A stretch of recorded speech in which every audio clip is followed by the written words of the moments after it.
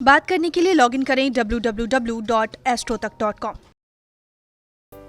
नमस्कार, बहुत स्वागत है आपका। आप देख रहे हैं किस्मत कनेक्शन और मैं हूं आपके साथ शैलेंद्र पांडे। आज हम बात करेंगे अचला एकादशी की, जिसको अपरा एकादशी भी कहा जाता है। इस एकादशी की महिमा क्या है, इसके व्रत का और पूजा का विधान क्या है, इस विषय पर विस्तार से बात करेंगे।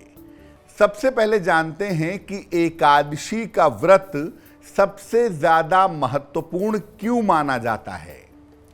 देखिए, व्रतों में जो प्रमुख व्रत हैं वो हैं नवरात्रि के, पूर्णिमा के, अमावस्या और एकादशी के।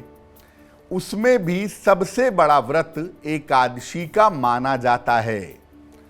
चंद्रमा की स्थिति की वजह से व्यक्ति की मानसिक और शारीरिक स्थिति पर प्रभाव पड़ता है, खराब भी और अच्छा भी।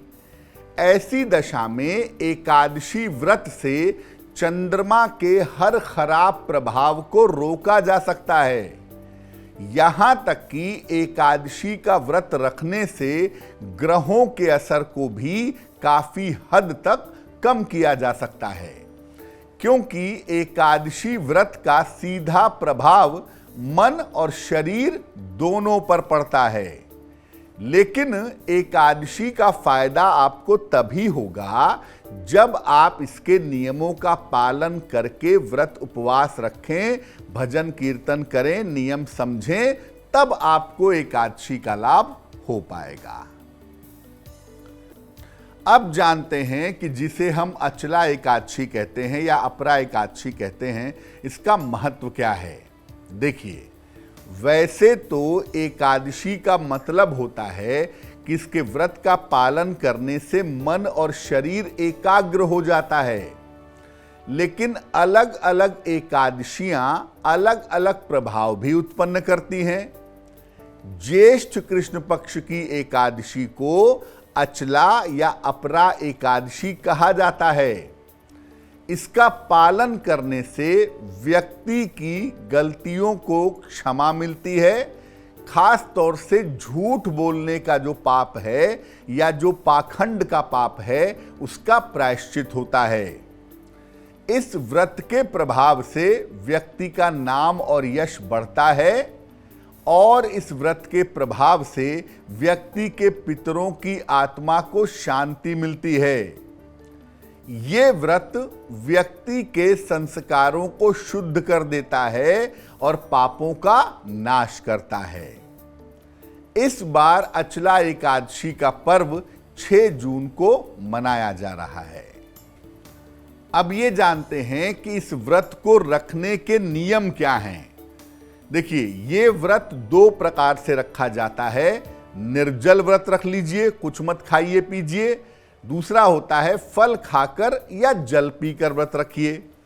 सामान्यतः निर्जल व्रत वही रखेगा जो पूरी तरीके से स्वस्थ हो। बाकी लोगों को फल खाकर, जल पीकर उपवास रखना चाहिए। अनाज नहीं खाएगा कोई भी। इस व्रत में अपरा एकादशी में भगवान त्रिविक्रम की पूजा की जाती है। इस व्रत में फल और जल का भोग लगाया जाता है।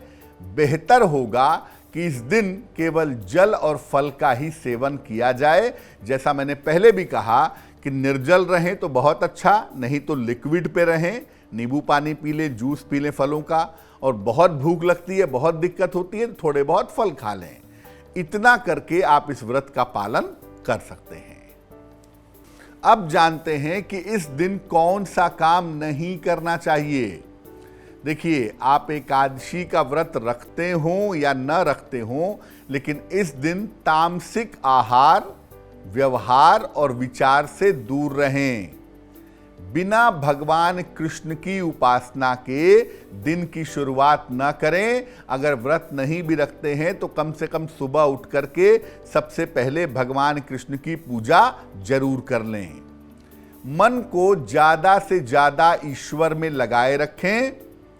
और अगर आपका स्वास्थ्य अच्छा नहीं है तो उपवास मत रखिए, सात्विक भोजन ग्रहण करिएगा और पूजा जो है वो सुबह शाम दोनों वेला जरूर करिएगा।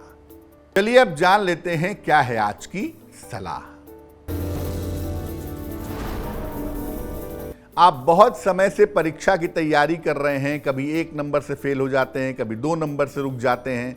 क्या उपाय करें कि सफलता मिल ही जाए?